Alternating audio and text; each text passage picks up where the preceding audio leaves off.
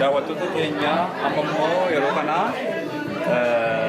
gaaffii kana gaafatu akka kanatti miidhagdee iddoo kana kan dhaabattu hin argee mee maqaa keetii fi uffannaa aadaa uffachaa jirtu kana turta. Maqaan kiyyaa Samiiraa Hassan jedhama. Wayyaa aadaan hafee jiru warra Arsiiti.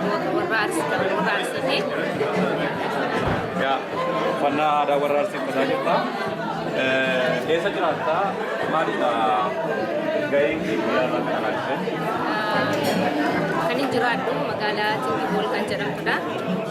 Gaheen hojii kiyyaa aadaa turizimii naannoo Oomisdaal kan jedhamu keessatti hojjedha. Aadaa turizimii naannoo Tingibool ilaalchisee itti gaafatamtoota aadaa hojjetaa jirta jechaadha.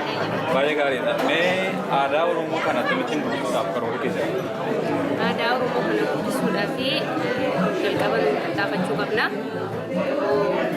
Tattaafachuu qabna aadaa keenyaaf afaan keenya guddisuuf tattaafannu jechuudha. Tattaafachuun baay'ee gaariidha.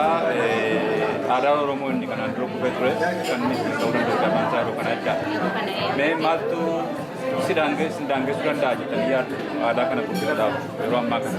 Yeroo ammaa kana wanti tokko wanta nu daangeessu jiru biyya firiidamii keessa jirra. Aadaa keenyas qofa keenyas guddisnee namoota naannoo kana jiranis barsiisu wanti nu daangeessu tokkollee jiru. Baay'ee maaltu tola. Kanarra guddatee haala fooyya'aadhaan yeroo biraa walitti guddaawatti keenya. Saamiraan gaaffii deebii wal wajjin deebii gaanaa laatteef guddaa bira ta'u.